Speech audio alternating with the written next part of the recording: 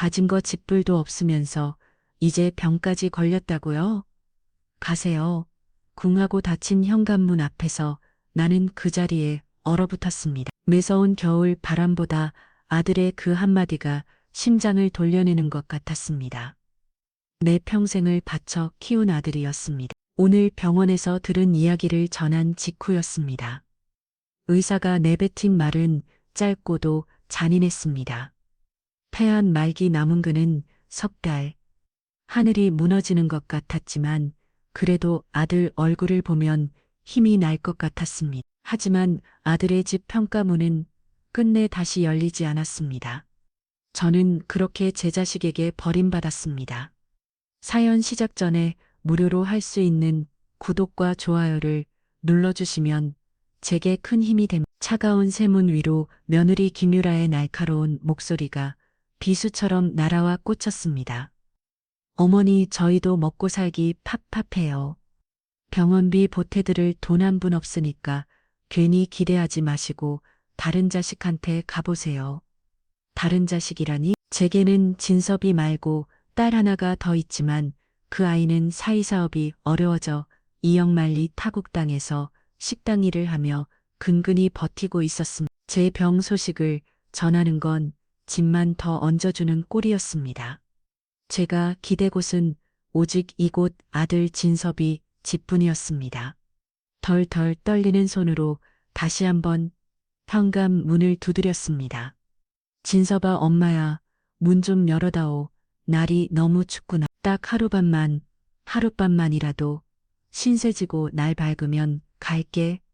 응? 안에서는 아무런 대답도 들려오지 않았습니다. 저딘 거실 창문으로 희미하게 새어나오는 불빛 아래로 두 사람의 그림자가 어른거렸습니다. 제 아들과 며느리는 저를 문 밖에 세워두고 따뜻한 집안에서 저녁 식사를 할 준비를 하고 있는 것이겠지요. 무릎에 힘이 탁 풀리며 차가운 시멘트 바닥에 주저앉았습니다. 등 뒤로 생생 불어오는 바람이 얇은 웻돌 파고들어 뼛속까지 시렸습니다. 하지만 그보다 더 저를 떨게 만든 것은 제 속에서부터 차오르는 지독한 한기와 외로움이었습니다. 말기암 환자는 통증보다 홀로 남겨지는 것을 더 두려워한다고 하더니 그 말이 무슨 뜻인지 뼈저리게 실감할 수 있었습니다. 흐려지는 눈앞으로 30년 전 그날의 기억이 안개처럼 피어올랐습니다. 그때도 꼭 오늘처럼 참 바람이 불던 날이었습니다. 이제 막 돌이 지난 딸아이를 업고 남편의 장례를 치렀습니다. 남들은 번듯한 건설 회사를 운영하던 남편 덕에 평생 호강하며 살 줄 알았지만 남편은 회사가 가장 어려울 때 떠났습니다. 남은 것이라고는 산더미 같은 빚과 아직 세상 물정 모르는 두 아이뿐이었습니다. 그리고 두 아이의 기회는 가난을 물려줄 수 없다는 이념 하나로 시장 좌판에 나물과 채소를 내다 팔며 억척 같이 살았습니다. 엄마, 나 이 운동화 사주면 안 돼? 민수가 맨날 나보고 거지라고 놀린단 말이야. 초등학생 진섭이가 날까 빠진 제 운동화를 가리키며 옷 먹일 때마다 제 가슴은 미워지는 듯 했습니다. 하지만 저는 그때마다 모진 말을 내뱉어야 했습니다. 쓸데없는 소리마 신발이 없어서 모시는 것도 아니고 그런 거 신경 쓸 시간에 공부나 한 글자 더해 아이들 먹이고 공부시키는 것 외에는 단 한 푼도 허투루 쓸 수 없었습니다. 제 삶은 단 하루도 시장을 벗어나지 못했습니다. 남들이 저를 보고 수근거리는 소리를 들은 적도 많았습니다.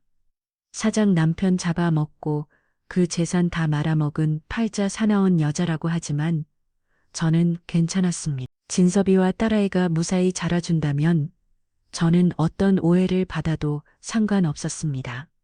그렇게 키운 아들이었습니다. 남편의 유지를 받들어 회사는 전문 경영인에게 맡겼고 저는 그저 회사의 지분을 가진 보이지 않는 손으로 남았습니다. 그 질을 아는 사람은 오직 고강력 이제는 국내 최대 법무법인의 대표 변호사가 된 그 사람뿐이었습니다. 자식들에게만큼은 평범하고 헌신적인 어머니로만 기억되고 싶었습니다.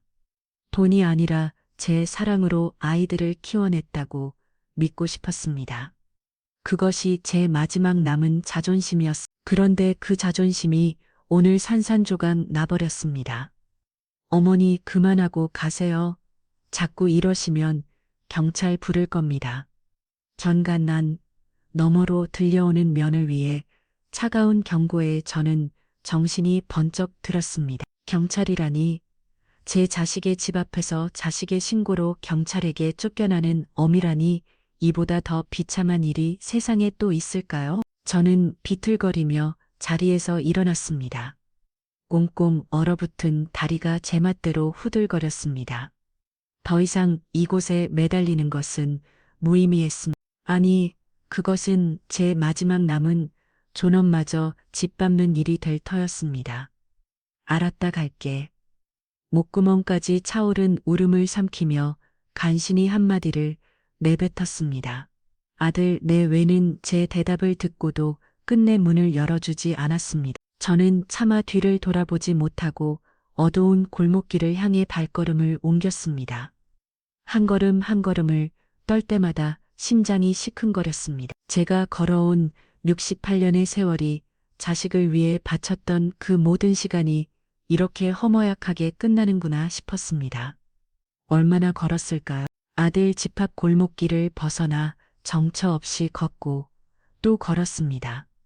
밤새도록 차가운 도시의 거리를 헤매다 동이 도인들 무려 저도 모르게 수십 년간 제 삶의 터전이었던 남성시장 아퍼스 정류장 벤치에 주저앉아 있었습니다. 아직은 한산한 거리 텅 빈 제 마음처럼 도시의 새벽은 차갑고 고요했습니다. 주머니 속에서 꼭이 접어든 병원 진단서가 손에 잡혔습니다. 폐암 말기 제게 남은 시간 고작 석 달, 그 석 달조차 기댈 곳 하나 없이 이렇게 길이에서 끝내야 하는 걸까요? 갑자기 걷잡을 수 없는 서러움이 북받쳐 올랐습니다. 남편을 잃었을 때도, 시장 바닥에서 손가락질을 받을 때도 저는 단 한 번도 소리내어 울어본 적이 없었습니다. 하지만 오늘은 도저히 참을 수가 없었습니다. 흐흐흐. 저는 터져나오는 울음을 막지 못하고 어린아이처럼 목 놓아 울었습니다. 무엇이 이토록 서러운 것일까요? 죽음이 두려워서 아니었습니다. 평생을 바친 자식에게 버림받았다는 사실이 제 남은 삶의 의미를 송두리째 부정당했다는 절망감이 저를 이토록 비참하게 만들고 있었습니다. 한참을 울었을까 눈물마저 얼어붙을 듯한 추위에 저는 서서히 정신을 차렸습니다. 이대로 죽을 수는 없었다. 이렇게 억울하고 원통하게 제 삶을 끝낼 수는 없었습니다. 저는 떨리는 손으로 품속에서 낡은 수첩 하나를 꺼냈습니다. 그 안에는 단 하나의 이름과 번호가 적혀 있었습니다. 지난 세월 동안 제가 먼저 연락해 본 적 없는 고강혁. 저는 핸드폰을 꺼내 덜 떨리는 손으로 번호를 눌렀습니다. 신호음이 몇 번 울리고 묵직하고 중요한 남자의 목소리가 들려왔습니다. 네, 고강혁입니다. 그 목소리를 듣는 순간 저는 다시 한번 울음이 터져나오는 것을 가까스로 참아냈습니다. 나예요. 박미의 수화기 너머로 짧은 침묵이 흘렀습니다. 그리고 곧 놀라움과 걱정이 뒤섞인 목소리가 박을 파게 들려왔습니다. 회장님, 이게 얼마만입니까? 그런데 목소리가 왜 그러십니까? 무슨 일이 있으신 겁니까? 회장님, 그 낯선 호칭이 오늘따라 서글프게 귀가를 맴돌았습니다. 저는 차오르는 숨을 고르며 간신히 입을 열었습니다. 고 변호사이나, 이제 갈 곳이 없어요. 제 목소리는 겨울 바람 소리에 섞여 힘없이 흩어졌습니다. 그 한마디에 담긴 잘망과 체념을 전하기 너머의 그도 느꼈을까. 잠시 숨을 고르는 듯한 침묵 끝에 이전보다 훨씬 더 단호하고 침착해진 목소리가 들려왔습니다. 어디십니까? 거기가 제가 지금 바로 가겠습니다. 저는 흐릿한 시야를 들어 주변을 둘러보았습니다. 밤새 헤매다 정처 없이 도착한 곳 익숙한 새벽 시장의 입구였습니다. 시장 남성 시장 앞 버스, 정류장 그 벤치에 있어요. 그것은 제 마지막 남은 자존심이자 수십 년의 세월을 함축한 저만의 이정표였습니다. 알겠습니다. 20분만 거기 그대로 계십시오. 제가 지금 바로 가겠습니다. 전화는 끊겼습니다. 저는 벤치에 깊숙이 몸을 기댔습니다. 눈을 감자 서른해 전 그날의 풍경이 파노라마처럼 스쳐 지나갔습니다. 남편의 영정 사진 앞에서 저는 울지 않았습니다. 슬퍼할 겨를조차 없었기 때문입니다. 이제 갓돌 지난 딸아이와 4살배기 아들 그리고 남편이 남긴 대학 온설이라는 이름의 회사가 제 어깨에 고스란히 얹혀 있었습니다. 장례식이 끝나고 모두가 돌아간 텅 빈 장례식장. 그때 고강력 실장이 제 앞에 무릎을 꿇었습니다. 남편의 가장 충직한 신복이었던 그는 남편이 남긴 마지막 유언이라며 검은 가죽 가방 하나를 제 앞에 내려놓았습니다. 사장님께서 만일의 경우를 대비해 남겨두신 자금입니다. 이걸로 회사 부채를 정리하시고 두 아이와 함께 멀리 떠나서 새 삶을 시작하십시오. 그게 사장님의 마지막 뜻이었습니다. 가방을 열자 그 안에는 당시 돈으로도 어마어마한 액수의 현금과 각종 채권 그리고 대학 온설의 비상장 주식이 들어뒀었습니다. 책에는 그저 종이뭉치처럼 비현실적으로만 느껴지는 것들이었습니다. 그 순간 제 머릿속을 스친 것은 남편의 얼굴이었습니다. 비록 몸은 사장이었지만 마음만은 흙먼지 날리는 공사 현장을 떠나지 못했던 사람, 직원들을 식구처럼 아끼고 자신이 세운 건물이 100년, 200년을 버틸 수 있도록 쏟아부었던 사람, 그런 남편의 피워왔다. 미설인 회사를 제 손으로 끝낼 수는 없었습니다. 아니요, 저는 떠나지 않을 겁니다. 제 단호한 목소리에 고 실장의 눈이 커졌습니다. 이 돈으로 회사를 살릴 겁니다. 그리고 우리 진사비와 수진이가 떴다 하게 아버지의 이름을 기억하며 살 수 있도록 만들 겁니다. 그러니 고 실장님이 저를 좀 도와주셔야겠습니다. 그것은 제 인생을 건 도박이었습니다. 저는 남편이 남긴 모든 것을 회사에 쏟아부었습니다. 그리고 남편의 이름으로 남겨진 회장직을 유지하되 모든 경영은 전문 경영인 체제로 전환했습니다. 저는 완벽하게 그림자 뒤로 숨었습니다. 제가 회사의 실수유주라는 사실은 오직 고강력 실장 그리고 세월이 흘러 대표 변호사가 된 그만이 아는 비밀이 되었습니다. 그 대가로 제가 선택한 것은 가난이었습니다. 저는 두 아이를 데리고 허름한 시장 근처 단칸방으로 거처를 옮겼습니다. 제 신분을 아는 사람이 아무도 없는 곳에서 저는 그저 미엔에 남을 가게 아줌마 박미애로 살아갔습니다. 엄마, 왜 우리는 아빠 회사에서 안 살아? 친구들은 우리 아빠가 큰 회사 사장님이었다고 하는데 어린 진섭이가 물을 때마다 저는 가슴이 아려왔습니다. 하지만 모질게 마음을 다잡고 말했습니다. 아빠 회사는 이제 우리 것이 아니야. 아빠는 하늘나라로 가셨고 우리는 우리 힘으로 살아야 해요. 아이들에게 부유한 환경을 물려주는 대신 저는 땀의 가치를 값아치고 싶었습니다. 돈이 없어도 서로 사랑하고 의지하며 살아가는 것이 진짜 가족이라고 믿었습니다. 행여나 아이들이 재산의 존재를 알고 땀을 여일하는 삶을 경시하게 될까봐 그것이 가장 두려웠습니다. 새벽 40년 일어나 도매시장에서 물건을 떼어고 밤 늦게까지 나무를 다듬며 잠 못 이루는 밤이 부지기수였습니다. 거친 나무를 손끝이 갈라지고 겨울이면 잔물에 손을 담아 동상에 걸리기 일쑤였습니다. 하지만 아이들이 커가는 모습을 보는 것만으로도 저는 모든 고통을 잊을 수 있었습니다. 진섭이가 대학에 합격했을 때 저는 시장 한복판에서 남몰래 눈물을 훔쳤습니다. 날수진이가 시집 가던 날 저는 고기 모아두었던 돈으로 겨우 혼수 하나를 마련해주고는 잘 살아야 한다는 말밖에 해줄 수 없었습니다. 그 모든 순간에 제가 대학원설의 주인이라는 사실은 아무런 의미가 없었습니다. 저는 그저 두 아이의 어머니 박미의 일뿐이었습니다. 하지만 세월은 제 믿음을 배신했습니다. 진섭이는 번듯한 회사에 취직했지만 얼마 못 가 주식 투자에 실패하며 빚더미에 올라 앉았습니다.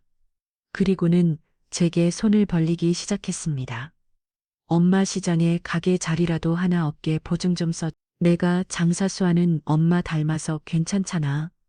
금방 일어서서 효도할게. 저는 아들의 그 말을 믿었습니다. 평생 모은 쌈짓돈을 털어가기를 얻어주었지만 그 가게마저 얼마 못 가 헐값에 넘어가고 말았습니다. 그 뒤로도 아들의 돈 요구는 끊이지 않았습니다. 며느리 김유라의 성화도 한복했습니다. 어머니 아버님 유산은 정말 하나도 없으셨어요? 그래도 건설에서 사장님이셨는데 그들의 눈은 언제나 돈을 향해 있었습니다. 제가 평생 지켜온 가치, 땀과 노력, 가족의 같은 것들은 그들에게 아무런 의미가 없었습니다. 그럼에도 저는 미련을 버리지 못했습니다. 늙고 병든 마지막 순간에는 그래도 자식의 도리는 하겠지. 피부치에 정이 있는데 설마 저를 내치기야 하겠어. 그 막연한 기대 하나로 저는 아들의 진문을 두드렸던 것입니다. 그리고 어젯밤 그 마지막 기대마저 무참히 짓밟았습니다. 그때 제 앞에 검은색 세단 한 대가 조용히 멈춰섰습니다. 뒷좌석 문이 열리고 익숙하면서도 낯선 얼굴이 차에서 내렸습니다. 히크티크한 머리, 값이 산 원단의 코트, 그리고 변함없이 반듯한 자세, 고강협 변호사였습니다. 그는 제 초란 행색을 보고도 조금 더 놀란 기색 없이 마치 어제 만난 사람처럼 따뜻하게 허리를 숙였습니다. 회장님, 오래 기다리셨습니다. 날이 춥습니다. 우선 차에 타시죠. 저는 아무 말 없이 그의 부축을 받아 차에 올랐습니다. 푹신한 가죽 시트에 몸을 묻자 그제야 온몸을 감싸던 한기가 조금 가시는 듯 했습니다. 고의 변호사는 자신의 코트를 벗어 제 무릎을 덮어주었습니다. 병원부터 가시죠. 진단받으신 곳으로 모시겠습니다. 됐어요. 다 소용없어. 3달 남았대. 저는 창밖을 보며 무심하게 말했습니다. 제 목소리는 조금 더 떨리지 않았습니다. 이미 제 마음은 얼어붙을 대로 얼어붙어 더 이상 어떤 감정도 느낄 수 없는 것 같았습니다. 고 변호사는 더 이상 아무것도 묻지 않았습니다. 차는 소리 없이 미끄러지듯 도시의 거리를 달렸습니다. 창밖으로 스쳐 지나가는 화려한 불빛들을 보며 저는 문득 생각했습니다. 저 수많은 불빛 아래 얼마나 많은 사람들이 울고 웃으며 살아가고 있을까. 그리고 나는 지난 68년의 세월 동안 과연 잘 살아온 것일까? 자식에게 모든 것을 바치고도 결국 버림받은 내 인생은 대체 무엇을 위한 것이었을까? 답 없는 질문들이 차가운 차창의 서리처럼 맺혔다 사라졌습니다. 차는 곧 서울에서 가장 크고 시설이 좋다는 대학병원 응급실 앞에 멈춰섰습니다. 우 변호사가 미리 연락을 해둔 덕분인지 의료진들이 분주하게 움직이며 저를 맞았습니다. 저는 잠시 망설였습니다. 평생 아파도 병원 문턱 한번 제대로 밟아 본 적 없는 제가 이렇게 호화로운 곳에 있어도 되는 걸까? 하지만 고 변호사는 제 마음을 읽기라도 한 듯 단호한 목소리로 말했습니다. 회장님, 지금부터는 아무 걱정 마시고 치료에만 전념하십시오. 나머지는 제가 다 알아서 하겠습니다. 그의 부축을 받아 응급실로 들어서는 순간 저는 제 아들 진섭의 집에서 입고 나온 얇은 외도와 흘머든 신발이 이곳과 얼마나 어울리지 않는지를 깨달았습니다. 주변 사람들의 스쳐 지나가는 시선 속에서 저는 저도 모르게 몸을 옴츠렸습니다. 정신없이 검사가 진행되고 저는 곧 병원 가장 위층에 있는 VIP 병실로 옮겨졌습니다. 방 하나가 제가 살던 단칸 방보다 넓었고 창밖으로는 서울의 야경이 그림처럼 펼쳐져 있었습니다. 제 몸에는 환자복이 입혀졌고 손목에는 제 이름 박미애가 적힌 뒤가 채워졌습니다. 이 모든 것이 꿈처럼 비현실적이었습니다. 잠시 후 말끔한 정장 차림에 입고 변호사가 병실로 들어왔습니다. 그의 손에는 서류 가방이 들려 있었습니다. 회장님, 일단 급한 대로 이번 수속은 마쳤습니다. 내일부터는 국내 최고의 의료진에게 정밀 검사를 받으시게 될 겁니다. 아직 포기기는 이릅니다. 저는 씁쓸하게 웃으며 고개를 저었습니다. 됐어요. 이미 다 끝난 목숨이야. 그냥 며칠이라도 조용히 있다가 가게만 해줘요.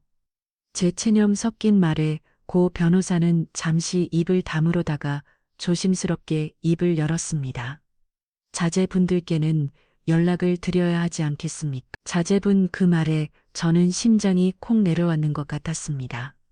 불과 몇 시간 전 저를 길바닥으로 내쫓았던 아들의 얼굴과 며느리의 목소리가 떠올랐습니다. 그들의 비정한 모습이 눈앞에 얼음거리자 제 목소리는 저도 모르게 날카로워졌습니다.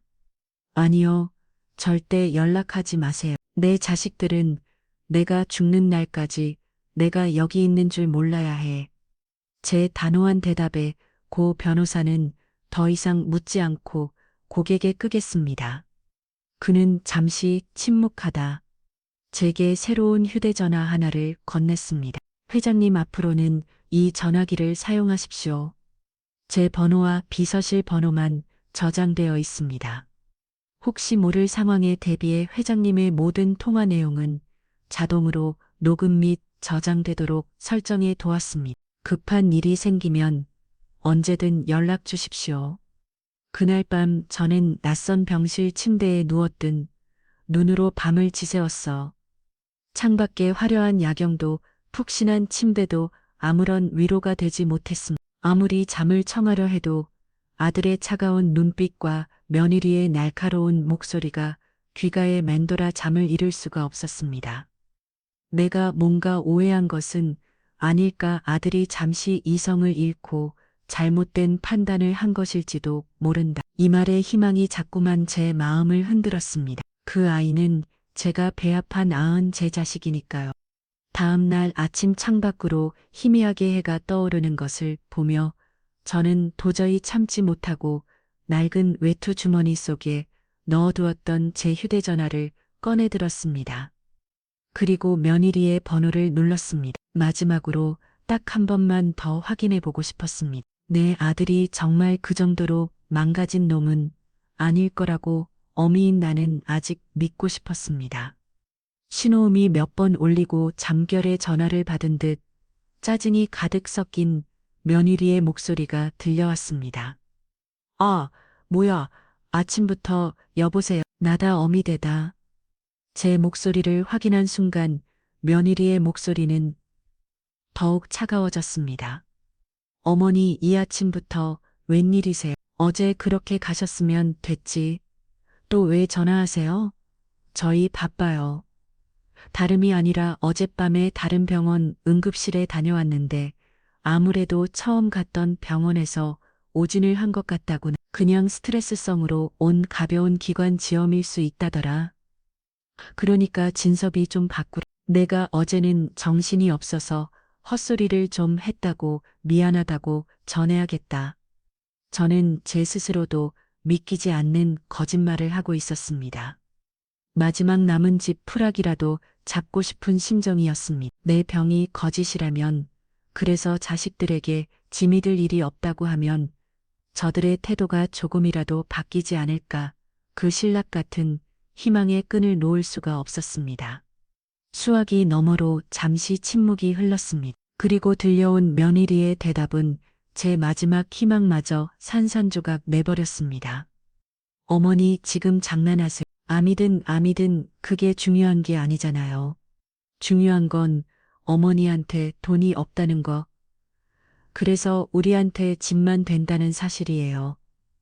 안 그래? 순간 며느리의 말꼬리가 흐려지더니 옆에서 자고 있던 진섭이를 흔들어 깨우는 소리가 들렸습니다. 여보, 일어나봐. 어머니야.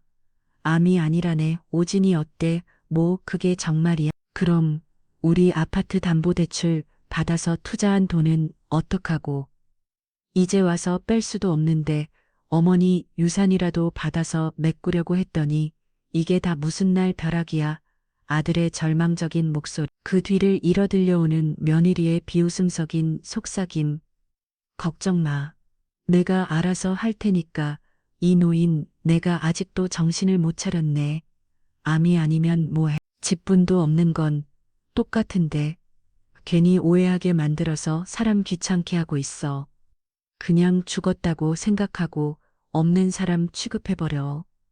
콩, 제 손에서 낡은 휴대전화가 바닥으로 떨어졌습니다. 귀가 멍멍하고 세상이 빙글빙글 도는 것 같았습니다. 유산, 대출, 투자, 짐덩어리, 내 아들과 며느리가 나를 두고 나는 대화였습니다. 그들은 제 목숨이 아니라 제게서 나올 돈에만 관심이 있었던 겁니다. 그들의 대화는 비수보다 날카롭게 제 심장 가장 깊은 곳을 후변받습니다. 그동안 제가 S와 외면하고 부정해왔던 진실이 피투성의 민낯으로 제 눈앞에 드러났습니다. 내가 평생을 바쳐 지키려 했던 가족이라는 울타리는 처음부터 존재하지 않았던 신기로에 불과했습니다. 비틀거리며 병실 침대로 돌아와 저는 멍하니 창밖만 바라보았습니다. 내가 무엇을 위해 이토록 억척같이 살아왔을까? 무엇을 위해 내 모든 것을 포기하고 희생했을까? 그 순간 제 안에서 무언가 단단히 부서져 내리는 소리가 들렸습니다. 그리고 그 잿더미 속에서 차갑고 어두운 분노가 불꽃처럼 피어오르기 시작했습니다. 더 이상의 미련도 연민도 없었습니다. 회장님 괜찮으십니까? 어느새 병실로 들어온 고 변호사가 바닥에 떨어진 제 휴대전화를 주워들며 걱정스러운 얼굴로 저를 바라보고 있었습니다. 저는 천천히 고개를 돌려 그를 마주 보았습니다. 제 눈에는 더 이상 눈물도 슬픔도 남아있지 않았습니다. 오직 차갑게 식어버린 분노와 얼음장 같은 결심만이 번뜩이고 있었습니다. 고 변호사 제 목소리는 저 자신도 놀랄 만큼 차갑고 낮게 깔려 있었습니다. 이제 모든 것을 제자리로 돌려놓아야겠습니다. 제 입에서 나온 말은 더 이상 분노의 외침이 아니었습니다. 그것은 차갑게 식어버린 심장에서 흘러나온 얼음장 같은 결심이었습니다. 그 한마디에 걱정스러운 얼굴로 저를 바라보던 고강협 변호사의 눈빛이 순간 흔들리는 것을 보았습니다. 놀라움 그리고 뒤은 비통함만. 하지만 이내 그의 눈빛은 강철처럼 굳어졌습니다. 그는 바닥에 떨어진 제 낡은 휴대전화를 주워 협탁 위에 올려놓고는 제 침대 옆 의자에 조용히 앉았습니다. 회장님 그 말씀이 어떤 의미이신지 알고 계십니까? 그의 목소리는 낮고 차분했지만 그 안에는 수만 가지 질문과 경고가 담겨 있었습니다. 지난 30년간 그림자처럼 살아온 제가 거대한 성체와도 같은 대학원설에 비뚤어진 경영권을 바로잡겠다는 것이 건에 무모하고 위험한 일인지 그는 넌지시 일깨워주고 있었습니다. 알아, 내가 지금 제정신이 아니라고 생각하시겠지요. 평생 시장 바닥에서 나물이나 팔던 늙은이가 이제 와서 뭘 어쩌겠냐고 비웃을 수도 있을 겁니다. 저는 창밖으로 시선을 돌린 채 담담하게 말했습니다. 제 눈에 비신 것은 더 이상 화려한 도시의 야경이 아니었습니다. 그 불빛들 너머 대학원설이라는 이름 아래 꿈틀거리고 있을 탐욕과 배신, 그리고 제가 지켜내지 못한 남편의 유산이었습니다. 하지만 고 변호사 이제는 더 이상 물러설 곳이 없어요. 내 남은 목숨이 석 달이든 사월이든 이대로 모든 것이 잘못된 채로 눈을 감을 수는 없습니다. 내 손으로 바로 잡아야겠어요. 내가 평생을 바쳐 지키려 했던 것이 무엇인지, 그 대가가 얼마나 참혹한 것인지 내 자식들에게 똑똑히 가르쳐줘야겠습니다. 제 말에 고 변호사는 한동안 아무런 대답이 없었습니다. 병실 안에는 무거운 침묵만이 흘렀습니다. 저는 그가 저를 말려주기를 혹은 위로해주기를 바랐던 걸까요? 아니, 저는 그저 제 이석을 펄언 결심을 들어줄 단 한 사람이 필요했을 뿐입니다. 한참의 침묵 끝에 그가 입을 열었습니다. 회장님의 뜻이 정녕 그러시다면 따르겠습니다. 마 사장님의 마지막 유지를 이제는 제가 받들어야 할 때인 것 같습니다. 그는 자리에서 일어나 제게 깍듯하게 허리를 숙였습니다. VIP 병실은 순식간에 비뚤어진 모든 것을 바로잡기 위한 차가운 전쟁 상황실로 변화했습니다. 제가 먼저 입을 열었습니다. 우선 현 상황부터 정확히 짚어주시지요. 내 지분은 그대로일 테고 이사회 구성은 어떻습니까? 제 질문에 고 변호사는 놀란 기색 없이 익숙하게 노트북을 열었습니다. 예, 회장님. 회장님의 지분은 42%로 여전히 굳건한 일대 주주이십니다. 하지만 문제는 이사회의 나머지 58%입니다. 현재 대표이사인 강민준 사장을 필두로 한 현 경영진이 5호 지분을 확보하여 이사회를 장악하고 있습니다. 그들이 마음만 먹으면 회장님의 경영 참여를 저지할 방법은 얼마든지 있습니다. 고 변호사의 설명은 맹장하고 현실적이었습니다. 그는 덧득혔습니다. 싸움은 아주 길고 지저분해질 겁니다. 회장님의 지난 30년간의 공백 사생활, 심지어 자제분들의 문제까지 전부 파헤쳐지며 진흙탕 싸움이 될 수도 있습니다. 그 모든 것을 감당하실 준비가 되셨습니까? 그의 마지막 질문은 제게 건네는 마지막 기회이자 시험이었습니다. 저는 잠시 눈을 감았습니다. 아들의 비웃음 섞인 목소리, 며느리의 경멸 어린 눈빛, 그리고 그냥 죽었다고 생각하고 없는 사람 취급해버렸라던 그들의 마지막 말이 귓가를 맴돌았습니다. 이미 제 인생은 진흙탕에 처박힌 지 오래였습니다. 더 이상 더러워질 것도 잃을 것도 없었습니다. 저는 조용히 눈을 뜨고 고 변호사를 똑바로 쳐다보며 말했습니다. 내게 남은 시간이 석 달뿐이라는 사실을 잊지 마십시오. 길고 지저분한 싸움은 딱 질색입니다. 가장 빠르고 가장 확실하게 그리고 가장 고통스러운 방법으로 모든 것을 제자리로 돌려놓아야겠습니다. 제 눈에 서린 도끼를 읽은 듯 고 변호사의 입가에 희미한 미소가 번졌습니다. 그것은 마치 오랫동안 잠들어 있던 맹수가 드디어 깨어난 것을 확인한 사냥꾼의 미소가 탔습니다. 알겠습니다. 회장님, 그럼 이제부터 시작하겠습니다. 그날 이후 저는 더 이상 병상에 누워 죽음을 기다리는 늙은 환자가 아니었습니다.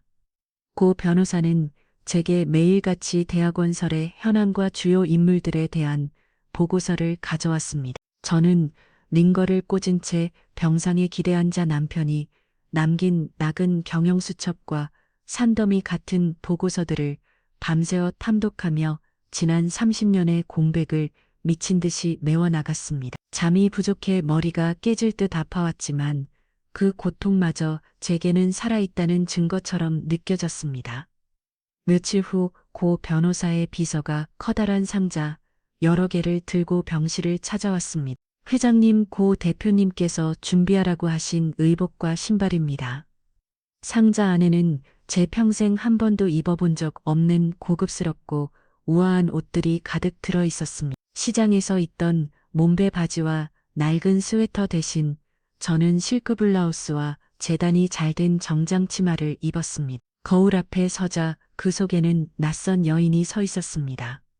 구부정했던 허리는 꼿꼿하게 펴졌고 슬픔과 체념으로 가득했던 눈빛은 차갑고 예리하게 빛나고 있었습니다. 이것이 본래의 내 모습이었을까?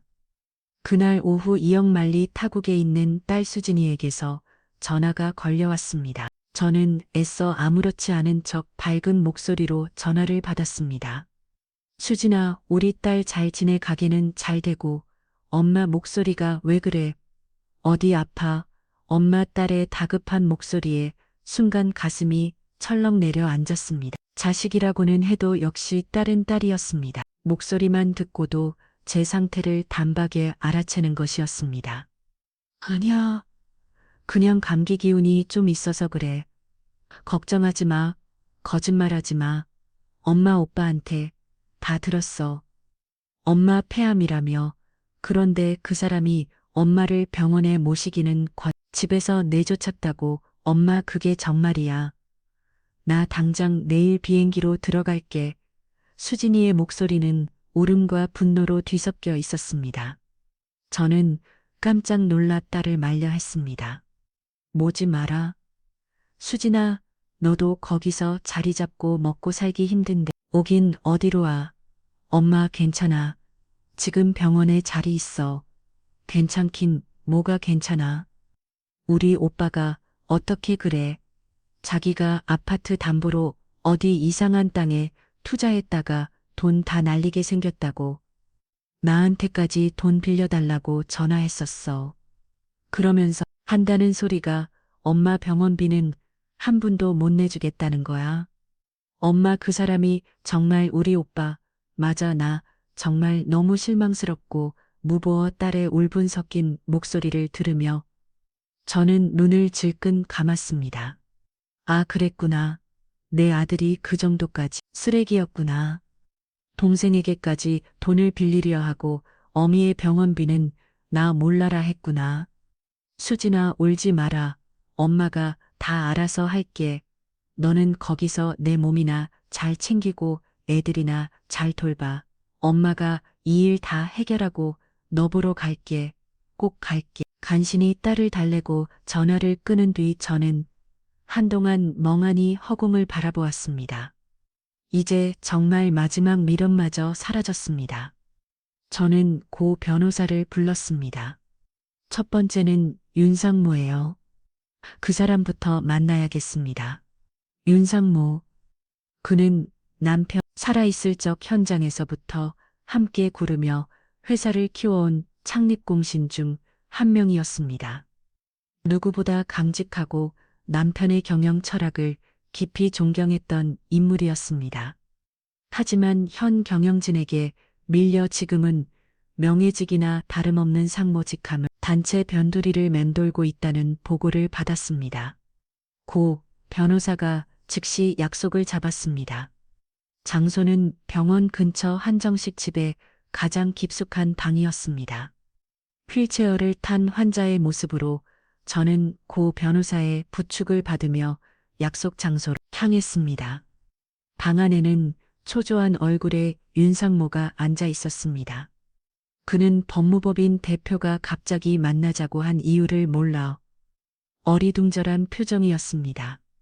저를 보고는 그저 몸이 불편한 고 변호사의 가족짐으로 생각하는 듯 했습니다. 오래 기다리셨습니다. 윤상모님 들을 말씀이 있어 모셨습니다. 고 변호사가 오늘 때자 윤상모는 의아한 얼굴로 물었습니다. 저를 너인 일로 그때 제가 조용히 입을 열었습니다. 오랜만이네요. 윤상모 마지막으로 본 게 우리 진석 돌잔치 때였나.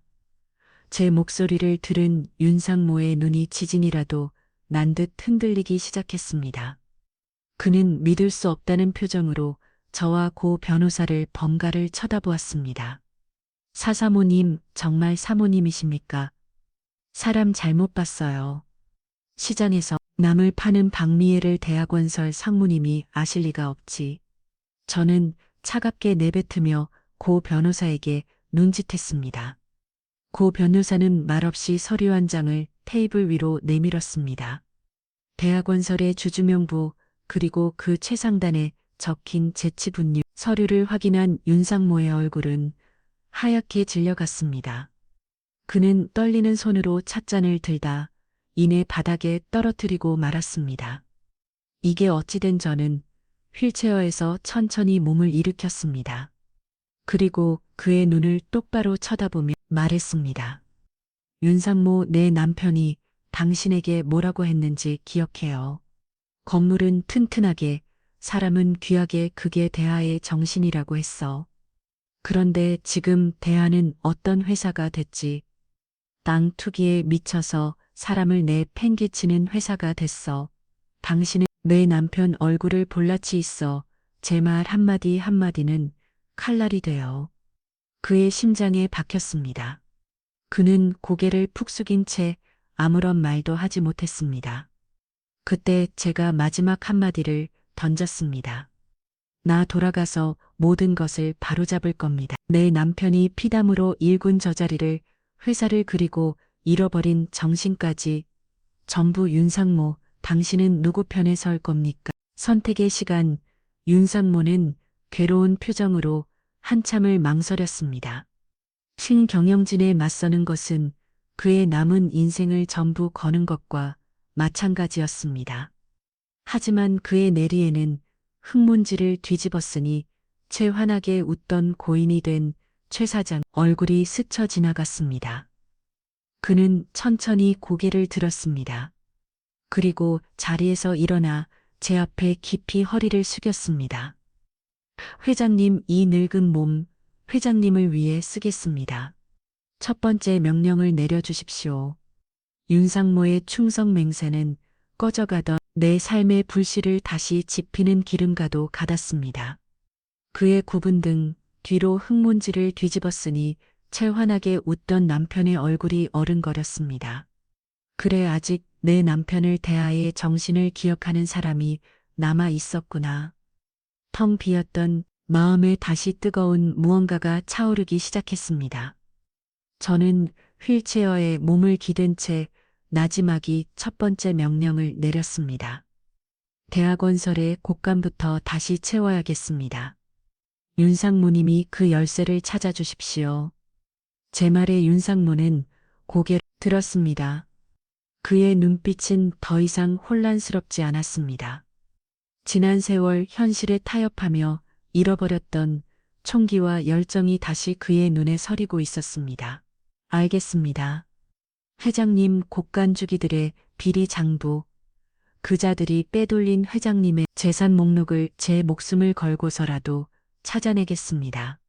그를 돌려보낸 후 병실은 다시 저와 고 변호사 단들만의 작전 상황실이 되었습니다.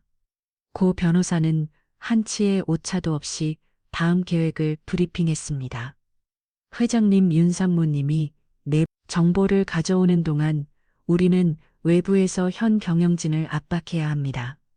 가장 효과적인 방법은 대학원설의 축가를 흔드는 것입니다.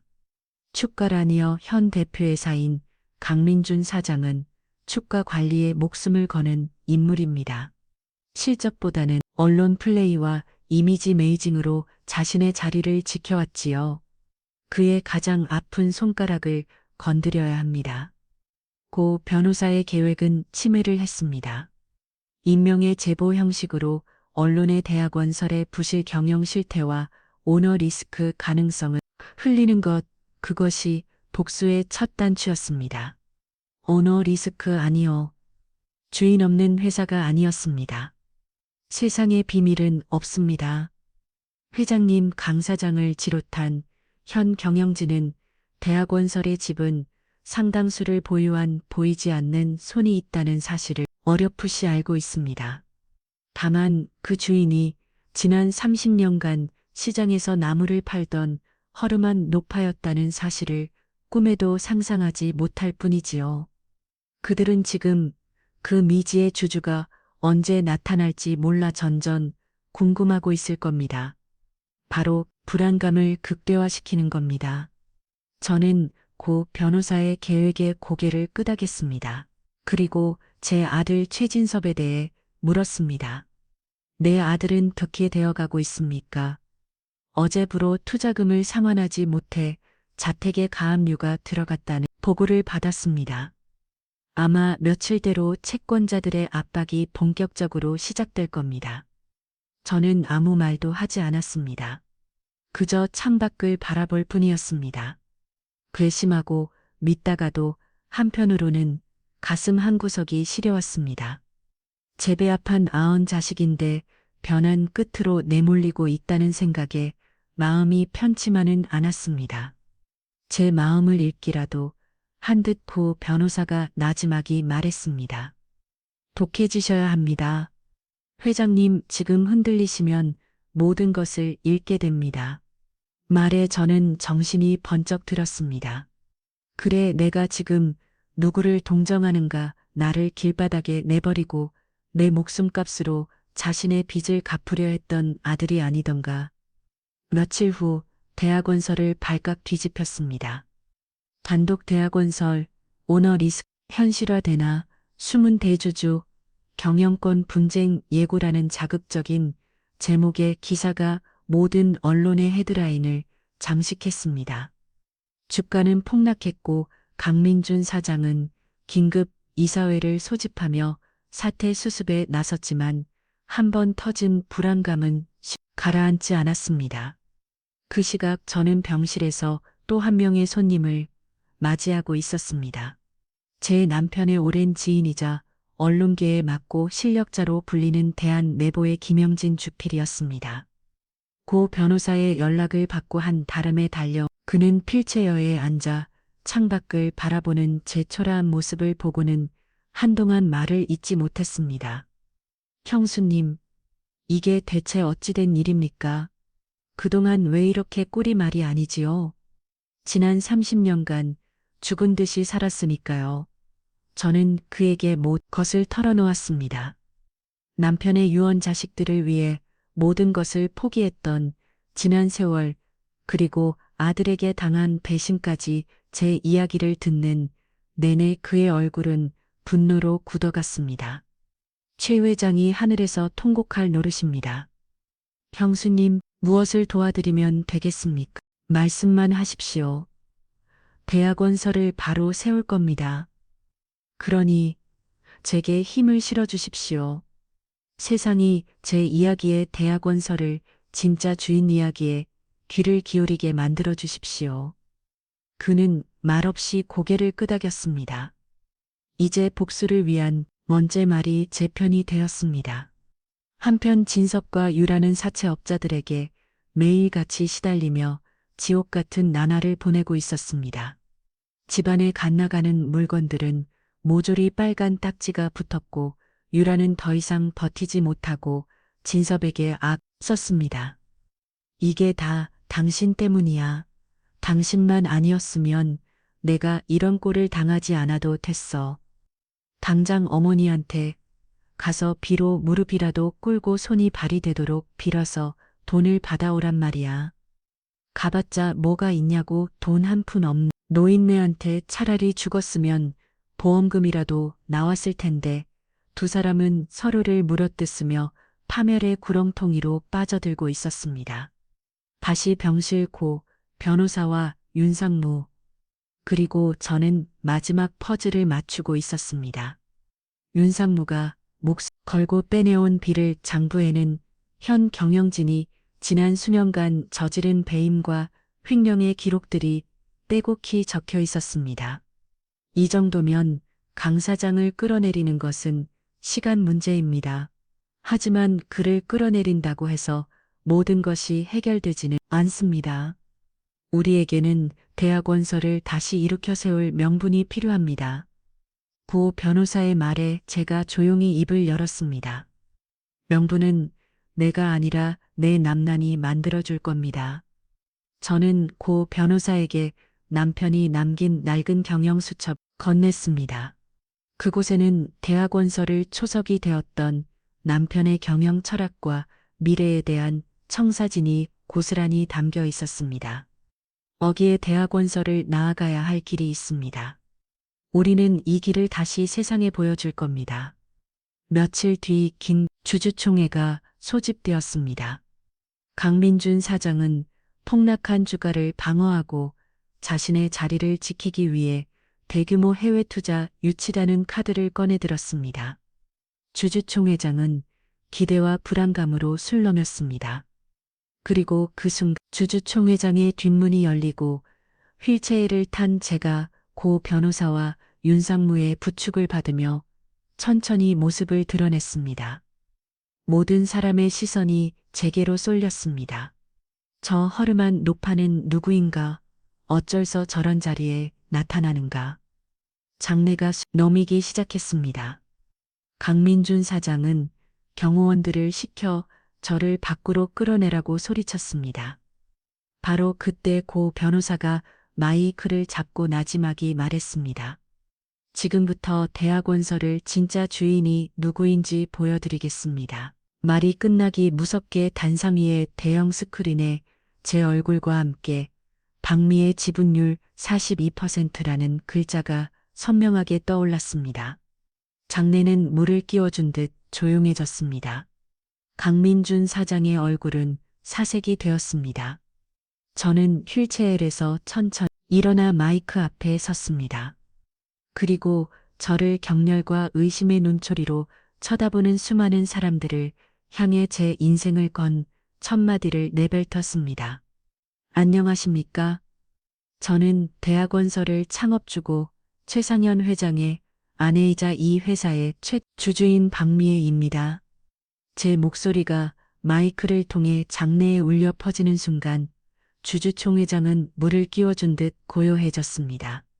수백 명의 시선이 휠체어 옆에 위태롭게 서 있는 초란 행색의 늙은 여자에게로 향했습니다. 의심, 그리고 경악, 그들의 눈빛 속에서 온갖 감정이 소용돌이쳤습니다. 가장 먼저 정신을 차린 것은 단상에서 있던 강민준 사장이었습니다. 그의 얼굴은 하얗게 질려 있었지만 애써 침착함을 가장하며 마이크를 잡았습니다. 어디서 들어온 정신 나간 노친네가 주주총회를 어지럽히고 있군. 경호원들 뭐하나 당장 저 여자 끌어내. 그의 고함의 경호원들이 제게 다가오려는 순간 고강혁 변호사가 제 앞을 막아서며 나지막이 말했습니다. 감히 누가 대학원서 주인이신 박미애 회장님께 손을 대는가. 동시에 단상이 대형 스크린에는 제 이름과 주민등록번호 그리고 대학원설 지분 42% 보유하는 문구가 법무법인의 직인과 함께 선명하게 찍힌 문서가 떠올랐습니다. 장내는 다시 한번 술농이기 시작했습니다. 진짠가 봐. 저 할머니가 진짜 주인이라고. 수근거리는 소리가 파도처럼 번져나갔습니다. 저는 천천히 단상을 향해 걸어갔습니다. 민거 바늘이 꽂힌 손등이로 남편이 선물했던 낡은 옷가락지가 희미하게 빛나고 있었습니다. 강민준 사장 자네 우리 양반 장례식 때 기억이 나는군. 구두닦이라도 시켜달라며 내 바지가랑이를 붙잡고 울던 데가 엊그제 같은데 아주 용이 됐어. 제 말에 강 사장의 얼굴이 파랗게 질렸습니다. 그의 부끄러운 과거를 아는 사람은 아무도 없었기 때문입니다. 무심은 헛소리를 나는 당신 같은 사람 몰라 모르겠지. 내가 지난 30년간 죽은 듯이 살았으니까 내 남편이 피담으로 일군 이 회사를 당신 같은 하이의 나들에게 맡겨두고 시장 바닥에서 나무를 팔며 살았으니까 저는 마이크 앞에서 저를 의심의 눈초리로 바라보는 주주들을 향해 말을 이어갔습니다. 여러분, 저는 오늘 제 남편이 남긴 이 회사를 되찾으러 온 것이 아닙니다. 잃어버린 대하의 정신을 바로 세우러 왔습니다. 건물은 튼튼하게, 사람은 귀하게 이것이 제 남편의 유언이었습니다. 하지만 지금의 대학원서를 어떻습니까? 부실공사로 건물이 무너져도 하청업체 탓만하고 성실한 직원들을 내쫓고 땅 투기에만 미쳐있는 회사 되지 않았습니까? 제 외침에 주주들 사이에서 동요가 일기 시작했습니다. 특히 과거 제 남편과 함께 회사를 읽었던 원로 주주들의 얼굴이 굳어갔습니다. 그때 윤상무가 앞으로 나서며 강민준 사장에게 서류 뭉치를 던졌습니다. 강 사장, 이것이 자네가 지난 10년간 저지른 배임과 횡령의 증거다. 자네가 빼돌린 회사 돈으로 자네 처남과 동생들 명의로 사들인 차명 주식과 부동산 목록이다. 어디 한번 해명해 보시지. 스크린에는 즉시 윤상무가 던진 장부의 내용들이 클로즈업되어 비춰졌습니다. 강 사장의 얼굴은 이제 하얗다 못해 제 빛으로 변했습니다. 거짓말이야. 저건 다 조작된 거야. 하지만 이미 대세는 기울었습니다. 저를 지지하는 원로 주주들과 현 경영진 비리에 분노한 소액 주주들의 목소리가 합처적한 사장을 압박하기 시작했습니다. 긴급 동의안이 발의되었고 강민준 사장의 해임안과 직무정지, 가처분 신청은 압도적인 표 차이로 가결되었습니다. 주주총회는 그렇게 한편의 막장 드라마처럼 끝이 났습니다.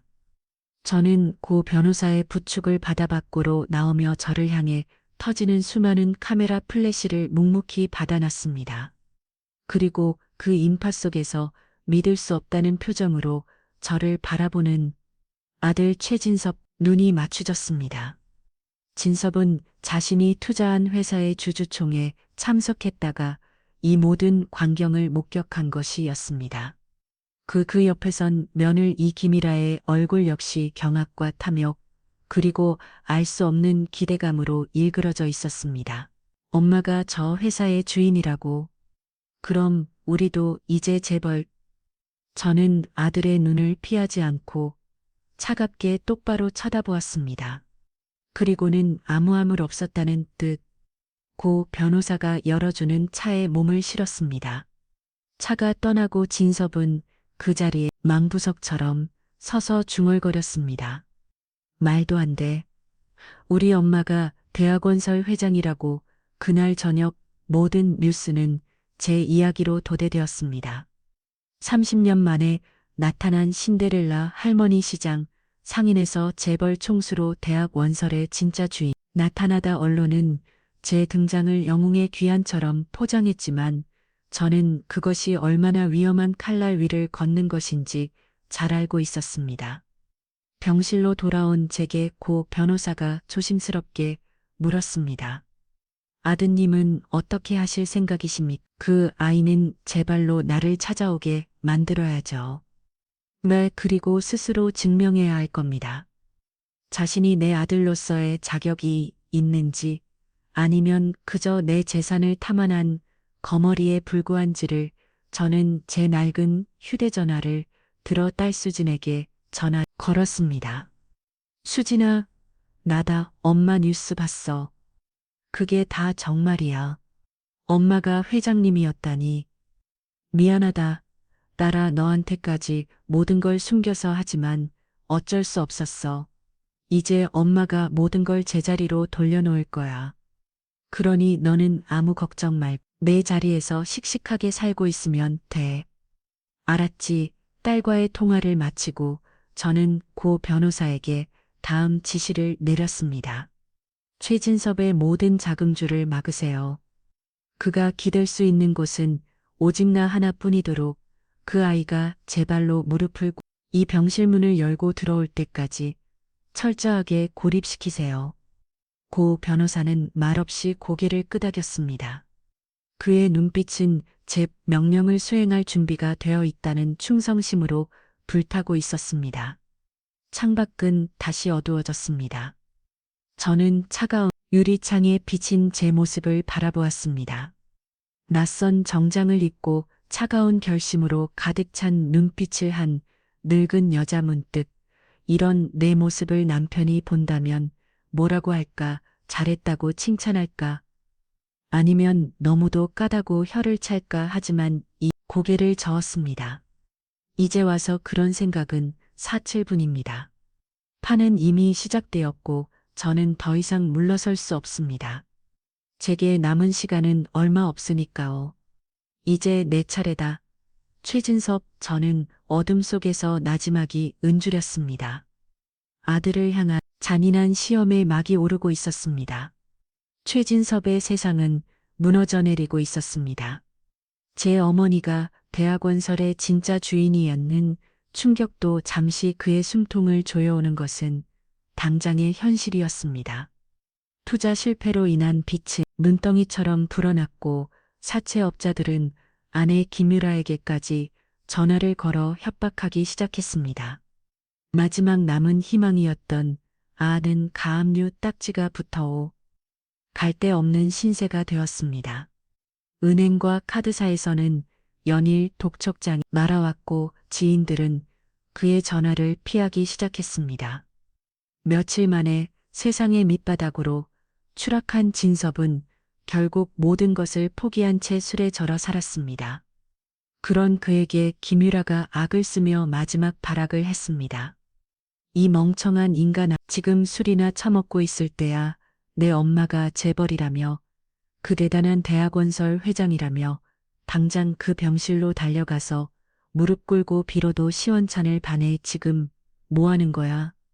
가면 뭐가 달라지는데 그날 주주총회장에서 날 보던 엄마는 못 봤어. 그건 날 아들로 보는 눈빛이 아니었어. 벌레 보듯 하는 눈빛이었다고. 그러니까 가서 빌라고 싹싹 빌고 잘못했다고. 매달려서 돈을 받아내란 말이야. 이대로 길바닥에 나 앉을 거야. 내가 당신 같은 찌질이랑 결혼한 줄 알아. 김유라는 진섭의 뺨을 후려치며 소리쳤습니다. 그 순간 진섭의 눈빛이 변했습니다. 그는 비틀거리며 자리에서 일어난 후 옷을 챙겨 입기 시작했습니다. 그래, 가자, 가서 만나자. 그리고 물어보자.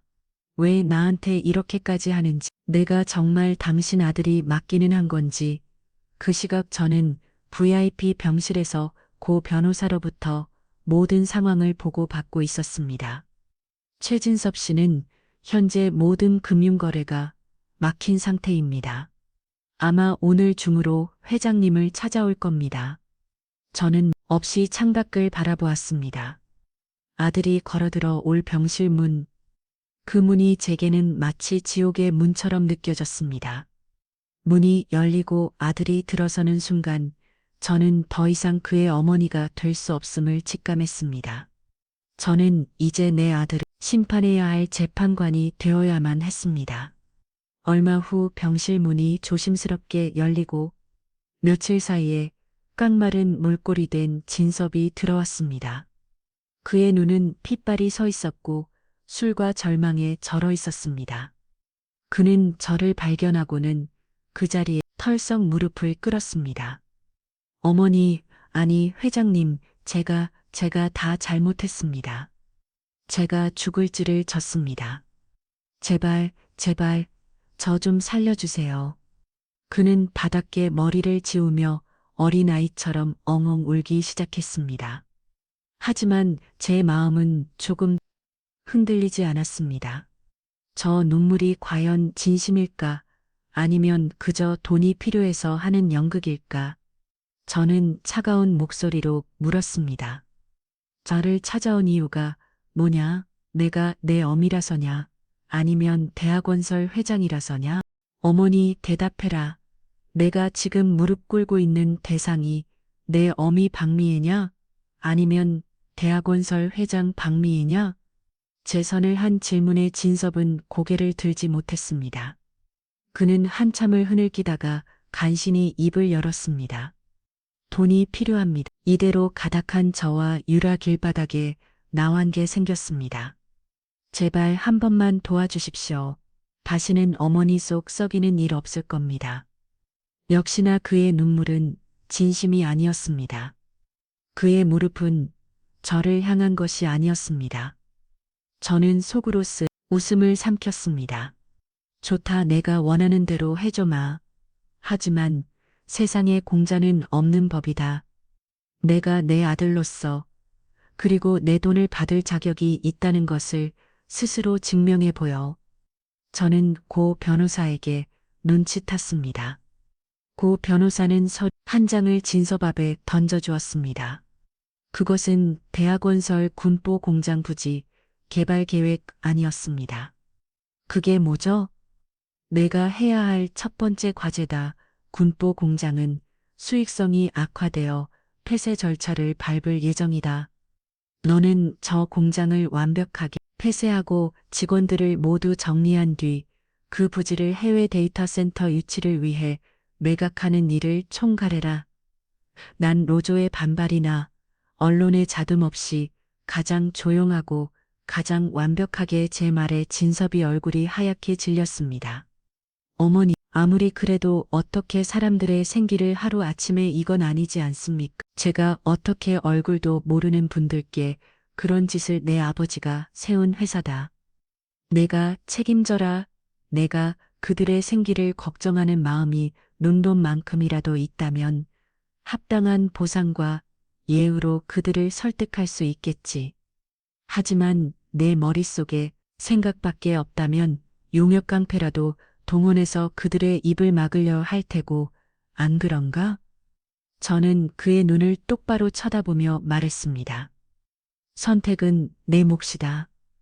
수백 명의 인생을 짓밟고 내 돈을 받을지 아니면 이 말의 양심을 지키고 기바닥에 나 앉을지 내가 결정해라. 내게 줄 시간은 보름이다. 진섭은 망연자실한 표정으로 저를 바라보았습니다. 그의 눈빛은 아치케 어머니가 내게 이럴 수 있나라는 원망으로 가득 차 있었습니다. 저는 그의 시선을 피하지 않고 차갑게 말을 이었습니다. 나가봐라. 그리고 다시 올 때는 빈손으로 오지 마라. 진섭은 비틀거리며 병실을 나갔습니다. 문이 닫히자 저는 참았던 숨을 몰아쉬었습니다. 옆에 서 있던 곳 변호사가 걱정스러운 목소리로 물었습니다. 회장, 너무 가혹한 처사가 아닙니까? 최진섭 씨는 회사 일에 대해 전혀 알아요. 그래서 그 아이에게 맡긴 겁니다. 아무것도 모르는 백지적해에서 그 아이가 가진 본성이 무엇인지 마지막으로 확인해보고 싶어서요. 한편 직무가 정지된 강민준 전 대표는 자신의 사무실에서 분노에 차소리치고 있었습니다. 왕미의 시장 바닥에서 나물이나 팔던 늙은이가 감히 나를 이대로 끝날 줄 알아. 좋아, 진흙탕 싸움을 원한다면 기꺼이 해드리지. 그 여자의 과거 자식들. 문제까지 먼지 한 툴까지 다 털어서 세상에 까발려 죽겠어. 그는 즉시 사람을 시켜 제 아들 최진섭의 뒷조사를 시작했습니다. 그리고 진섭이 현재 군포공장 폐쇄 문제로 골머리를 앓고 있다는 사실을 알게 되었습니다. 강민주 입가에 교활한 미소가 번졌습니다.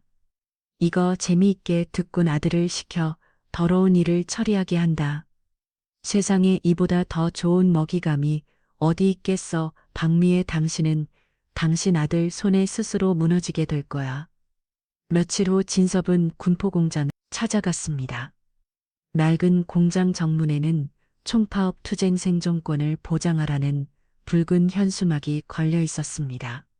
공장장과 노조위원장은 양복을 입은 진섭을 보자마자 멱살이라도 잡을 듯 달려들었습니다. 당신이 본사에서 온 사람이여? 당신들 마음대로 공장문을 닫고 우리를 다 길바닥으로 내쫓겠다는 거요.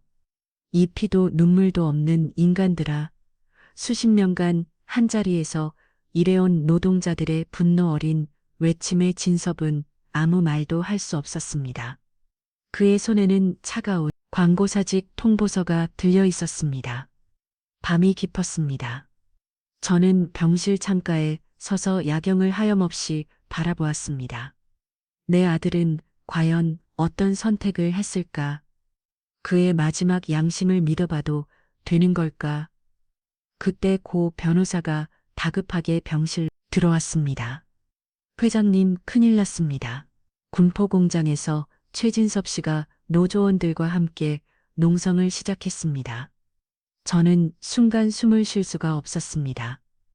내 아들이 내 명령을 거역하고 아버지의 사람들도 아닌 생명부지의 사람들과 함께 싸우기로 결심했단 말인가. 그리고 강민준 전 대표 측에서 이 사실을 언론에 제보했습니다. 대학원설 후계자 어머니의 비정한 경영에 맞서 노동자 편에서 다라는 기사가 곧 나갈 모양입니다. 제 눈앞이 캄캄해졌습니다. 이것은 강민준의 함정이었습니다. 아들의 선의가 오히려 저를 비정한 경영자로 아들과 대립하는 늙은 폭군으로 만들어버릴 수 있는 최악의 시나리오였습니다. 제 복수는 이대로 끝나버리는 것일까요? 저는 비틀거리며 소파에 주저앉았습니다. 대학원설 후계자 어머니의 비정한 경영에 맞서 노동자 편에서 다 TV 화면 가득 채워진 자극적인 헤드라인과 군포공장 정문 앞에서 노동자들과 함께 머리띠를 두르고 있는 아들의 모습을 보며 저는 차갑게 식어버렸다. 심장이 다시 타들어가는 것 같은 고통을 느꼈습니다. 아들의 어설픈 정의감이 결국 제게 가장 날카로운 비수가 되어 가온 것이었습니다. 회장님 당장 반박 기사를 내야 합니다. 이대로 두면 회장님께서는 아들까지 내치고 노동자를 탄압하는 비정한 경영주로 낙인 찍히게 됩니다. 고 변호사의 다급한 목소리에도 저는 아무런 대답을 할 수 없었습니다. 제 눈에는 저를 비정한 폭군으로 만들어버린 아들의 모습이 아니라 수많은 카메라 앞에서 어쩔 줄 몰라 하는 그의 불안한 눈빛만이 들어왔습니다. 저 아이는 지금 자신이 무슨 짓을 하고 있는지 알고나 있는 걸까요? 그때 제 병실 문이 거칠게 열리며 며느리 김유라가 들이닥쳤습니다. 그녀는 TV를 가리키며 제게 악을 썼습니다. 어머니, 이게 다 무슨 짓이에요? 진섭 씨한테 왜 저런 걸 시켜서 사람을 이골로 만들어요? 우리 이제 어떡하라고요? 대학원 설후계자는 권영 이제 사회의 지탄을 받는 사람이 되게 생겼다고요. 저는 말없이 그녀를 바라보았습니다. 그녀의 눈에는 오직 돈과 명예에 대한 탐욕만이 가득했습니다. 남편의 아니나 시어머니의 건강 따위는 안중에도 없었습니다. 전우는 나지막이 입을 열었습니다. 나가거라, 너는 더 이상 내면을 이도 우리 집안 사람도 아니다. 뭐라고요? 어머니, 지금 제정신이세요. 이혼 서류는 고 변호사를 통해 보내도록 가마 위자료는 내가 그토록 원하던 돈으로 두둑하게 챙겨주지. 그러니 다시는 내 아들 앞에 그리고 내 앞에 나타나지 마라. 제 단호한 말에 김유라는 잠시 할 말을 잃은 듯 하더니 이내 다시 탐욕스러운 미소를 지었습니다. 이라, 저요, 어차피 저런 찌질한 남자, 저도 신물로 써요. 위자료 기대하고 있을게요. 어머니 그녀가 경롤의 미소를 남기고 병실을 나가는 모습을 보며 저는 아들이 얼마나 어리석은 선택을 해왔는지 다시 한번 깨달았습니다.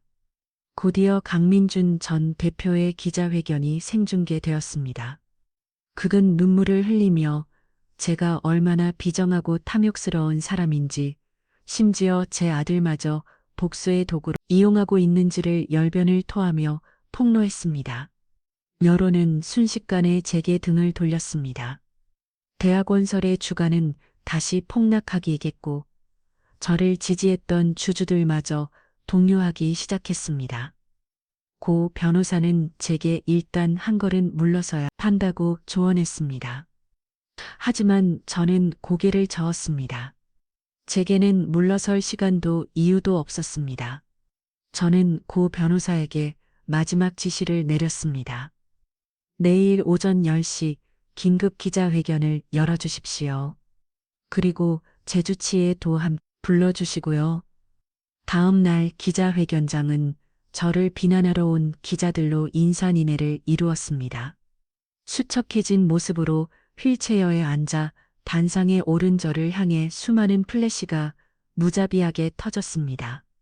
저는 마이크 앞에 서서 담담하게 입을 열었습니다. 어제 제 아들이 저를 비정한 어바로 만들었습니다. 하지만 저는 오늘 이 자리에서 제 아들의 선택이 틀리지 않았음을 증명하고자 합니다. 장내가 술 넘었습니다. 저는 말을 이어갔습니다. 대학원설은 군포공장 폐쇄하는 대신 그곳에 최첨단 친환경 건축자재 연구소를 건립할 것입니다. 기존 직원들의 고용은 100% 승계할 것이며 그들의 오랜 경험과 노하우는 대학원설의 새로운 미래를 여는 초석이 될 것입니다. 이것이 제 아들 최진섭 제가 함께 내린 결론입니다. 제 폭탄 선언의 기자들은 믿을 수 없다는 표정으로 질문을 쏟아냈습니다. 그때 제 옆에 앉아있던 주치의가 마이크를 잡았습니다. 박미애 회장님은 현재 폐암 말기로 길어야 3개월의 시간 남으셨습니다. 주치의 한마디에 회견장은 물을 끼워진 듯 조용해졌습니다. 저는 다시 마이크를 잡았습니다. 저는 제 남은 시간을 대학원설을 바로 세우는데 모두 쓸 것입니다. 그리고 대학원설의 경영은 창업주의 신고 최상 회장님의 유지를 가장 잘 받을 수 있는 고강협 대표와 윤산무님을 중심으로 한 전문 경영인 위원회에 모두 위임하겠습니다. 제 아들 최진득은 경영에 일절 참여하지 않을 것입니다.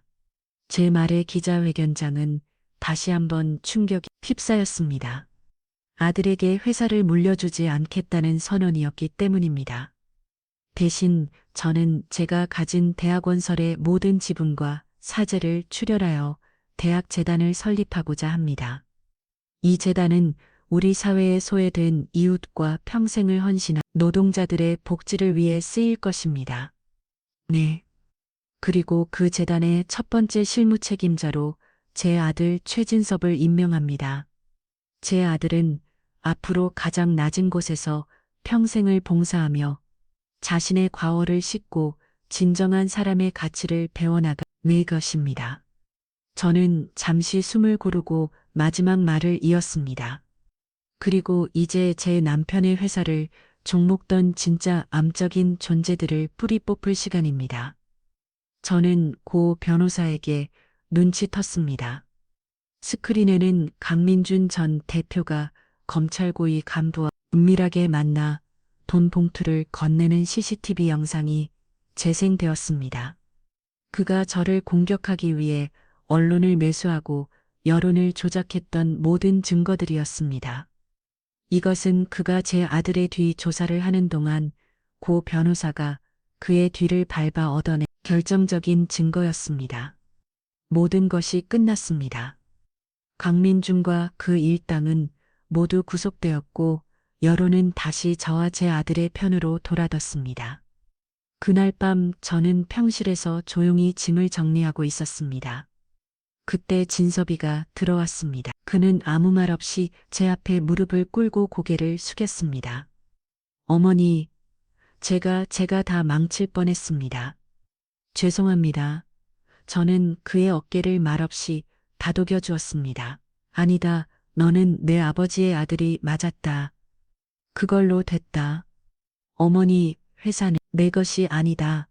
처음부터 내 것은 없었다. 이제 내가 가야 할 길은 전 오픈 곳이 아니라 가장 낮은 곳이다. 그곳에서 평생을 속죄하며 살아라. 그것이 내가 내게 주는 마지막 유산이다 할 수 있겠니? 진섭은 눈물을 흘리며 고개를 끄덕였습니다.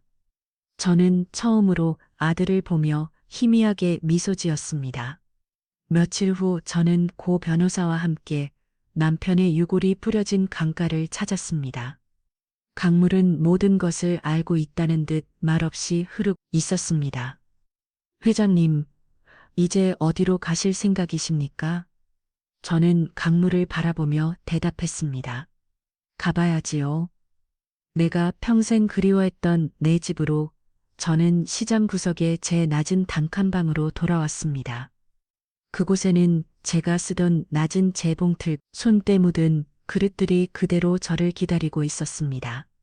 저는 오랜만에 재봉틀 앞에 앉아 햇살 좋은 창가에서 바늘질을 시작했습니다. 저는 제 남편을 만나 사랑에 빠졌고 눈에 넣어도 아프지 않을 두 아이를 낳았습니다. 비록 아들은 잠시 엇나갔지만 결국 제자리로 돌아왔습니다. 저는 제 손으로 비뚤어졌던 모든 것을 바로 세웠습니다. 이제 더 이상 거한이 없습니다. 창밖으로 시장 사람들의 활기찬 목소리가 들려왔습니다. 제 입가에 평화로운 미소 번졌습니다. 저는 행복한 여자였습니다. 정말로 행복한 여자였습니다. 오늘 이야기는 배신이 한 사람의 인생을 어디까지 몰아갈 수 있는지, 그리고 진정한 용서와 책임이 어떻게 우리 모두를 구원하는지를 보여주고 있습니다. 우리 내 인생에는 후회되는 순간들이 있기 마련입니다. 아들 최진섭처럼 한순간의 탐욕으로 돌이킬 수 없는 잘못을 저질렀을 수도 있고, 어머니 박미애처럼 지독한 복수심에 사로잡혀 자신을 불태웠을 수도 있습니다. 하지만 중요한 것은 그 모든 것을 겪어내는 후 우리가 어떤 선택을 하느냐입니다. 과거의 잘못은 결코 지울 수 없지만 남은 미래를 어떻게 살아갈지는 온전히 우리의 손에 달려 있으니까요. 박미애 회장은 복수를 완성하는 대신 자신 모든 것을 사회에 환원하고 아들에게는 평생에 걸친 속죄의 길을 열어주었습니다. 그것이 그녀가 선택한 최선의 용서시자 가장 무서운 복수였을지도 모릅니다. 어쩌면 여러분의 주변에도 진심으로 용서를 구하는 사람이 있을지도 모릅니다. 혹은 여러분 자신이 누군가를 용서해야 얼마나는 무거운 짐을 지고 있을 수도 있겠죠. 오늘 이 이야기가 여러분의 마음에 작은 타동을 일으켜 용서와 책임의 의미를 다시 한번 생각해 볼 수 있는 계기 되었기를 바랍니다. 앞으로도 여러분의 가슴을 울리고 삶을 돌아보게 하는 깊이 있는 이야기로 찾아뵙겠습니다. 여러분의 하루가 따뜻한 위로와 단단한 용기로 가득하기를 바랍니다. 채널 구독도 잊지 말고 꼭 부탁드립니다.